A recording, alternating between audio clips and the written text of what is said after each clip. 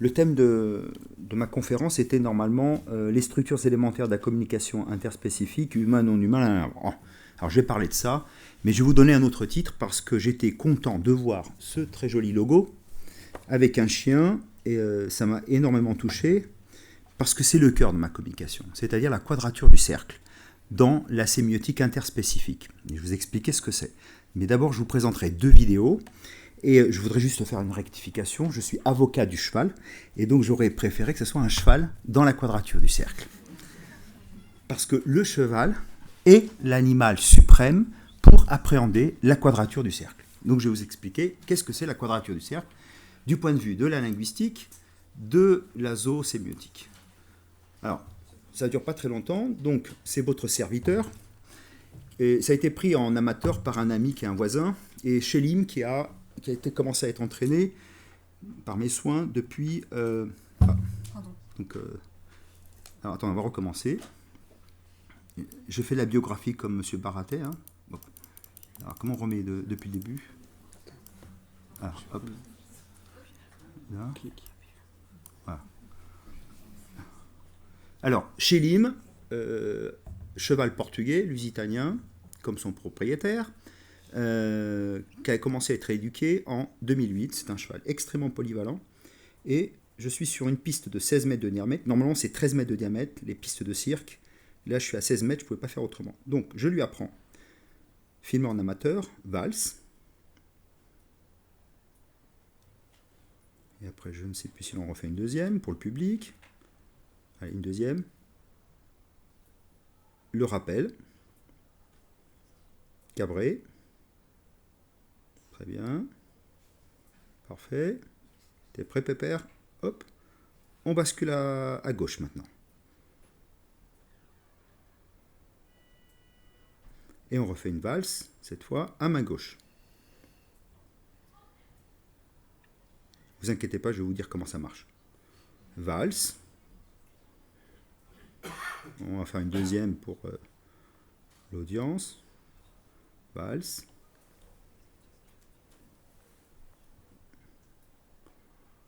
Et un changement de main.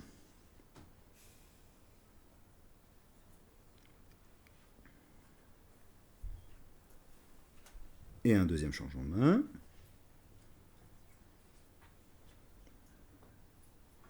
Une dernière valse.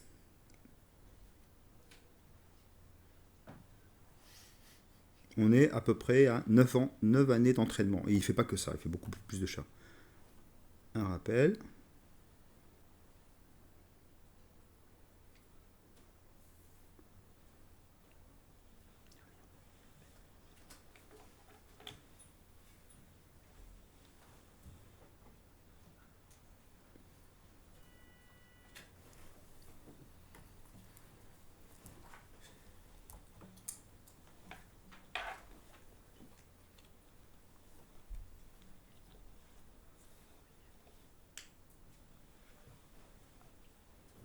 Alors non, ce cours-là, je le fais avec mes chevaux, en amphithéâtre, à Maison-Alfort, tous les ans. C'est la seule université qui accepte mes chevaux en live. Voilà. Bon, alors, voilà, ça s'appelle la quadrature du cercle dans l'espace circassien. Qu'est-ce que ça veut dire? Et je vais vous montrer la deuxième vidéo. En fait, lorsque je dresse ce cheval, donc les premiers entraînements ont été faits par essai-erreur, en pure intuition, parce que je n'ai jamais été entraîné à faire ce type d'exercice, je suis plutôt un cavalier.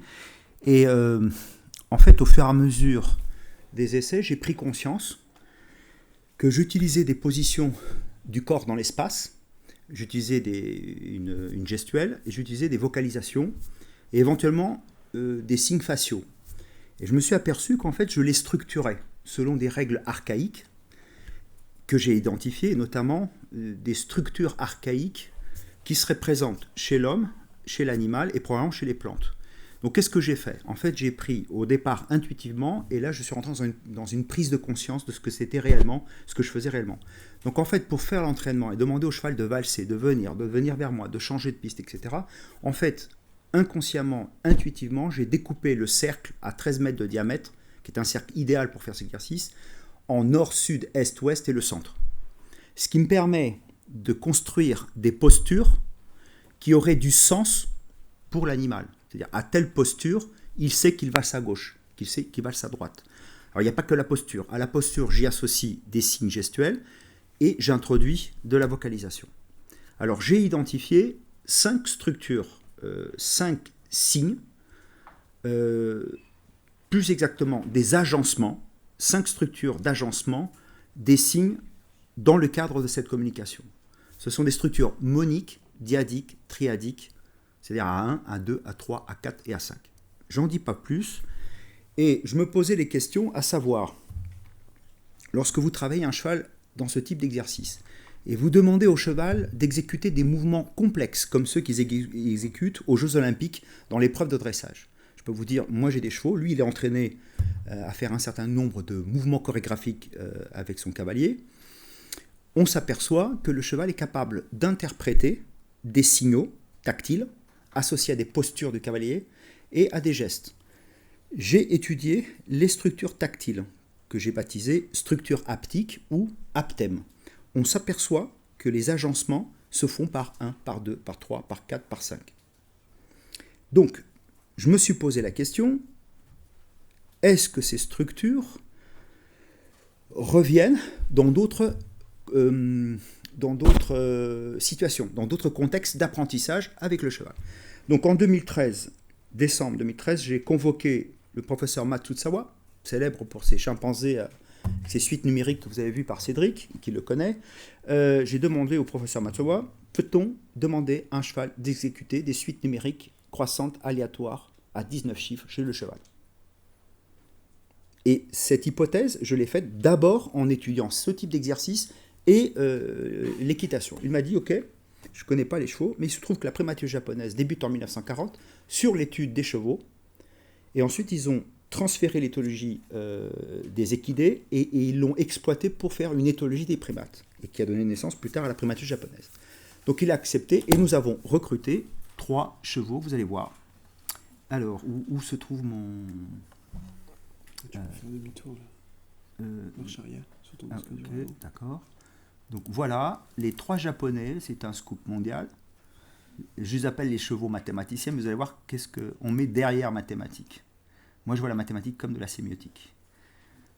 Thomas, double poney, croisé cheval américain et Eiflinger. Et puis, une femelle avec sa petite, Ponyo, et la troisième, j'ai toujours du mal à m'en souvenir, c'est un nom japonais. Voilà l'annexe des expériences du laboratoire de primatologie de l'université de Kyoto, dirigé par le professeur Matsuda. Mon collègue Masaki Tomonaga, qui va mettre en place les tests que j'ai demandé à Matsuda de faire. Thomas et Matsuda, sans aucun préjugé, il a dit d'accord, on fait. Yes, very good. Alors j'aime bien mimer Matsuda, parce qu'à force de le côtoyer, c'est quand même un personnage charismatique. Alors quand je l'ai rencontré à Kyoto, il m'a présenté ses chimpanzés avec ses fameuses vocalisations de chimpanzés qu'il fait très bien. Il m'a dit, toi tu fais comment? Et donc, j'ai dû faire des vocalisations d'équidés. Donc du coup, je pense qu'on est les seuls à faire des conférences en binôme avec des vocalisations d'équidés de primates. Voilà le premier appareil, ce qu'on appelle le touch panel en termes techniques, en éthologie, en primatologie, avec une bassine pour distributeur de carottes séchées. On m'avait demandé, ils veulent quoi? En général, les mets, ils aiment carottes et pommes, ils deviennent fous quand ils voient ça. Et voilà, alors ça, on est à c'était pas les premiers tests. Là, on est sur des tests très compliqués. On est sur les dominos. Ils jouent aux dominos. Alors, comme les primatologues, ils aiment bien voir si effectivement il y a une objectivité. Alors, l'idée, c'était de savoir, a-t-il l'idée de dénombrement? Donc, vous voyez, c'est un problème mathématique. Et donc, le cheval est entraîné à identifier le domino qui contient le plus de points. Mais on le trompe. Parce qu'on ne sait pas si réellement c'est les points. Donc, on a mis des petites croix. Donc, en fait, c'est un leurre. Pour voir effectivement s'il est concentré sur les points et sur le dénombrement des points. Donc, la publication sera sortie, j'espère, l'année prochaine. Voilà. Donc, il a exactement 12 tests. Et ça dure à peu près 7 à 8 minutes par cheval. Alors, les éthologues classiques que j'ai vus en France me disent conditionnement opérant, ok, tout ça c'est bien, c'est joli, mais moi je suis sémioticien. Moi je vois des signes. et le cheval, il identifie les signes. Et de toute façon, dans toute relation sociale, il y a des conditionnements, donc j'ai mis en suspens le conditionnement, parce que je ne vais pas le contredire. Mais le problème, on ne va pas ramener tout à des conditionnements. Le conditionnement lui-même, c'est un problème de communication, c'est du langage, c'est de la sémiotique. À tel point que vous avez une sonnerie plus quand c'est bien, une sonnerie négative quand c'est bien. Ben, c'est quoi ça, c'est de la sémiotique, ça. Donc, alors, ça, c'est la plus petite. Alors, elle est comme mon fils, elle est adepte des jeux informatiques. Je vous garantis, j'ai vu les chimpanzés de Matsuawa et j'ai vu les chevaux, je me suis posé la question, est-ce que c'est les petits bouts de carottes séchées qui les excitent? Je vous dis sincèrement, c'est franchement pas ça, parce qu'on peut faire le test sans les carottes. Vous avez vu que je n'ai jamais récompensé le cheval tout à l'heure dans le travail en piste. Donc, il y a un intérêt pour ce type d'exercice de langage artificiel proposé par l'homme au cheval. Donc, elle avait 2 ans et demi, c'était la plus jeune. Thomas, je crois qu'il a 5 ou 7 ans quand il démarre, et la mère. Voilà, ça c'est le ancien technicien du laboratoire qui est passionné de chevaux et qui maintenant s'occupe des 3 chevaux. Et les chevaux servent pour l'équithérapie. Donc ils ne font pas que ils sont des chevaux polyvalents. Voilà. Et vous allez voir le 3e test avec Thomas qui est très intéressant. Donc on attaque la 3e année, et les chevaux font ça, c'est pas régulier, hein, c'est par phase. Ils peuvent faire ça 3 semaines, arrêter pendant 1 mois, 2 mois, et recommencer. En fonction aussi des disponibilités de Tomonaga, qui a tous les singes, et les chevaux, c'est juste une toute petite unité. Donc Thomas, vous allez regardez bien, vous allez voir que le conditionnement, c'est sympathique, mais il n'y a pas que ça. Il doit choisir le domino. Ah, vous avez vu, il a hésité. Vous avez vu? Et vous allez voir encore une autre scène. Ah, c'est pas là. Vous avez la prochaine. Ah, vous avez vu? Voilà. Là, on était à des scorings de pratiquement 100%. Vous avez vu?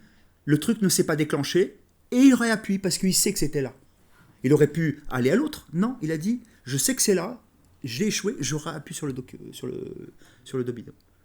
Donc là, c'est des dominos simples, sans leurre, donc beaucoup plus facile à décrypter. Voilà. Donc on peut varier le nombre de points, on pourrait avoir 3 points et 2. Le niveau de discrimination est peut-être très élevé. C'est juste une question d'entraînement.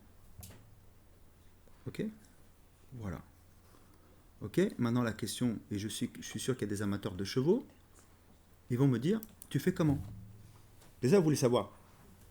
Ben, tout le monde veut savoir comment on dresse les chevaux et comment on dresse les primates. Eh bien, c'est ce qui m'a motivé à être ici et faire des études scientifiques. Moi, ce qui m'intéresse, c'est comment fonctionne 1. Le langage chez l'humain, 2. Le langage chez l'animal, et ce qui me passionne, c'est l'interaction des deux. Eh bien, c'est dans la quadrature du cercle. La quadrature du cercle, c'est symbolique, c'est l'homme de Vitrube. Là, vous avez le chien de Vitrube, et moi, je mets le cheval de Vitrube. Qu'est-ce que ça veut dire ?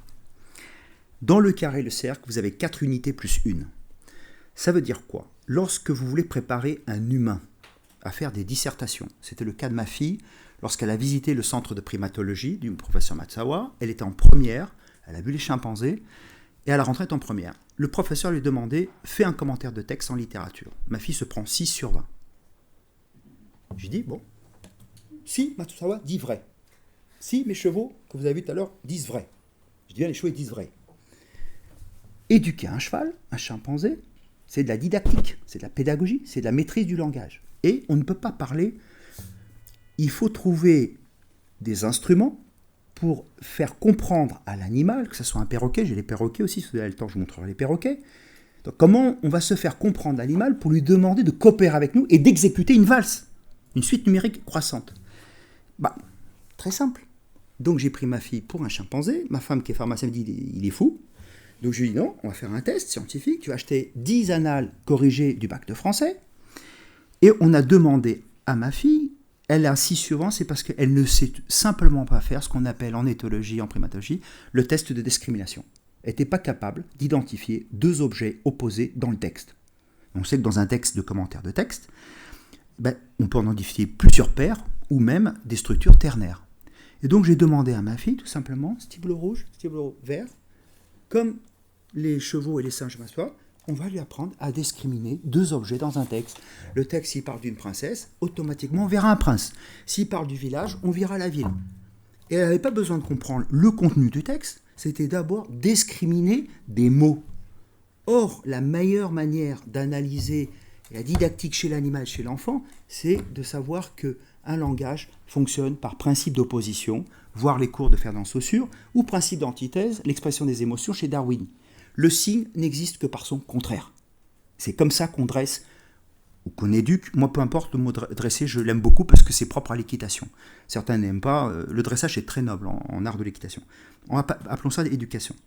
Donc, quand je veux préparer un cheval à la haute équitation, ce qui est le cas de Schellim et d'autres chevaux que j'ai aux écuries, lorsque je veux préparer des perroquets du Brésil à placer des pièces dans une tirelire et des bouchons dans une poubelle, si vous ne me croyez pas, je vous montrerai, ou faire des suites numériques, qu'est-ce qu'on apprend d'abord? C'est de savoir que le signe n'existe que par son contraire. C'est la première chose. Et ensuite, vous montez en puissance. Et Matsuzawa, qu'est-ce qu'il a fait à la dernière publication?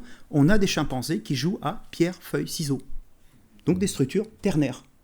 On ne peut pas atteindre des exercices où il y a des structures ternaires, quaternaires, sans vérifier que l'animal ou l'enfant, lorsqu'on lui demande de faire des exercices cognitifs, didactiques, s'il comprend bien la distinction entre deux objets. Ces objets, ça peut être des vocalisations, ça peut être des postures, ça peut être des mots, ça peut être ce que vous voulez.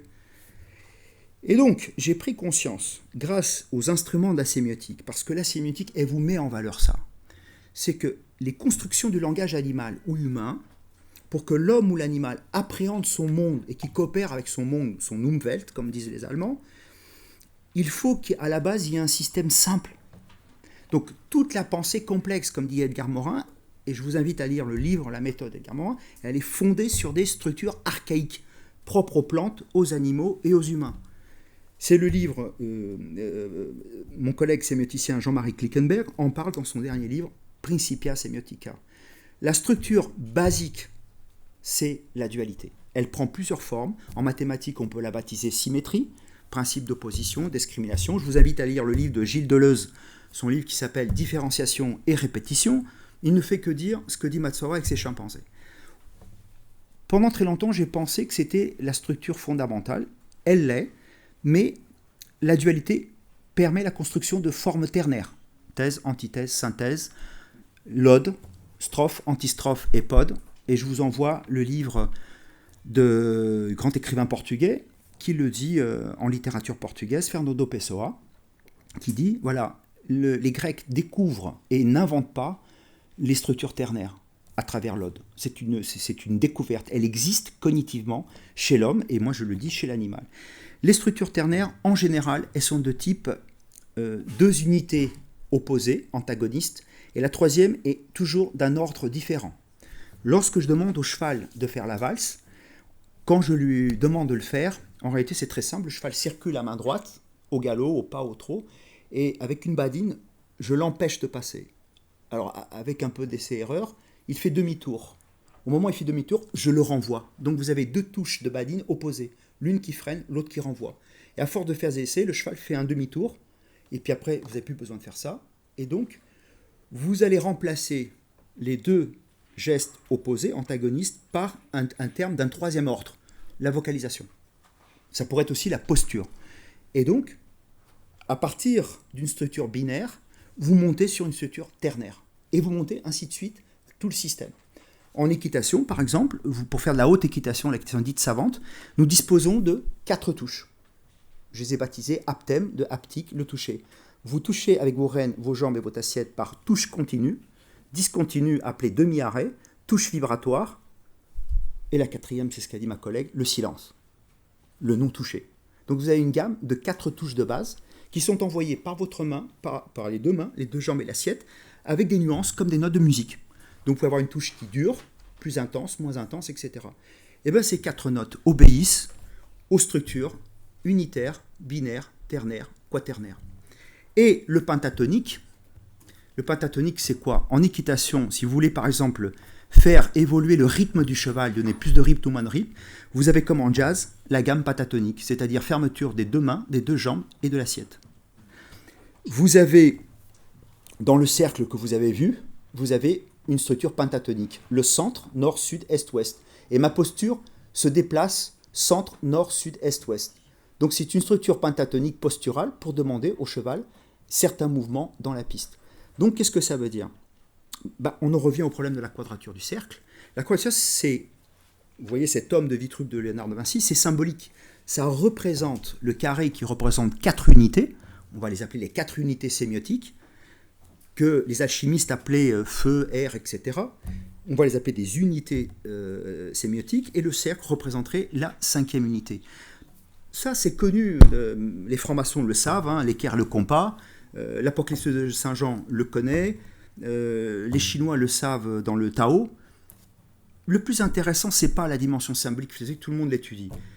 Ce qui est intéressant, c'est que les structures quinaires, c'est-à-dire moniques, dyadiques, triadiques, quadradiques, etc., c'est-à-dire des agencements de signes, c'est ça qui permet de fabriquer des langages de coopération, des langages interspécifiques humains-animaux. Alors, vous me croyez, vous ne croyez pas, c'est parole contre parole, mes écuries sont ouvertes, et je peux vous ouvrir les portes, comme je fais à Maison Alfort, pour vous démontrer ça. Alors, bien entendu, il y a les états émotionnels, mais un état émotionnel, c'est un système sémiotique, comme le dira Darwin dans l'expression des émotions chez l'homme et l'animal, avec son fameux principe d'antithèse, qui n'est rien d'autre que le principe d'opposition chez Ferdinand Saussure. Ils ne se connaissaient pas. Et pourtant, l'un sur le langage animal et l'autre sur le langage humain pressentaient qu'il y avait des structures archaïques, fondamentales, communes. Et donc, ce qui est extraordinaire pour valoriser la sémiotique, c'est que je dis oui, la sémiotique aujourd'hui, c'est le seul instrument que nous avons méthodologique le plus efficace pour comprendre des mécanismes de communication intra-espèces et inter-espèces. Donc, aujourd'hui, je demande, et ma collègue elle est avec moi, donc nous allons signer un manifeste, c'est-à-dire que fini la linguistique fermée, nous prenons la linguistique ouverte, c'est-à-dire une linguistique non plus de l'intra-espèce humaine, mais une linguistique de l'inter-espèce. Parce que moi, mes enfants, ils parlent à mon chat, parce qu'il comprend, il ne comprend pas, j'en sais rien, en tout cas, il fait des choses. Écoutez, tous les grands mystiques parlent à Dieu. Dieu, vous l'avez vu, vous ? Et pourtant, il y a une langue pour parler à Dieu. Hildegard de Bingen, elle a même inventé une langue pour parler aux anges. Et donc, je crois qu'on est arrivé, on a atteint un délire en matière de recherche scientifique linguistique qui est contre-productif pour l'interdisciplinarité et qui empêche en fait de nouveaux paradigmes. La quadrature du cercle, je vais terminer là-dessus, et faire un clin d'œil à M. Baraté, j'aime beaucoup ses livres sur les biographies d'animaux. Eh bien, il existe 2 chevaux réels, très énigmatiques, qui ont été dressés et montés par le très célèbre Maître Oliveira, qui est inconnu des scientifiques. C'est un artiste extraordinaire. Et il a encore son manège à 40 km de Lisbonne, que j'ai visité. Il a présenté en 1966 2 chevaux, dont l'un qui s'appelle Euclide, mathématicien grec, qui a inventé notamment les constructions à la règle compas. Vous voyez, tout se recoupe. Et ensuite, un autre cheval qui rentre en opposition, par la règle d'opposition sémiotique, qui s'appelle Beaugeste. Ces 2 chevaux ont été réellement dressés, présentés en 66 et 68 au Gala de la Piste à Paris, des chevaux qui étaient des chevaux savants. Et il se trouve qu'en hommage à ces 2 chevaux, il a mis 2 tableaux, des azulejos, à l'intérieur du manège. Là, vous rentrez la porte et vous avez votre droite Euclide, monté par le Maître Oliveira, et vous avez le deuxième Beaugeste. Après de longues discussions avec mes élèves écuyers, je me suis dit, c'est la quadrature du cercle. Euclide, c'est les constructions à la règle compas, puisque tous les dressages de chevaux se font par le carré et le cercle. Pourquoi ? Mais parce qu'un cheval, quand vous le montez, vous êtes confronté à l'équilibre et au problème du centre de gravité. Et la seule manière d'optimiser le centre de gravité pour un cavalier, c'est de l'assouplir latéralement et longitudinalement. Donc le carré et le cercle, le curviligne et le rectiligne. Et ensuite, vous passez votre temps à dessiner des carrés et des cercles, des variantes du carré et du cercle avec un cheval. Donc vous utilisez les constructions à la règle compas d'Euclide. D'où son cheval baptisé Euclide. Mais alors, ça vous fait pas penser à un philosophe, Pascal, l'esprit de finesse, l'esprit de géométrie. L'esprit de géométrie, c'est la pure rationalité, c'est la quadrature physique. Et l'esprit de finesse, c'est la quadrature de Nicolas de Cuse, 15e siècle, qui démontrait l'existence de Dieu par le point, le rayon et le cercle.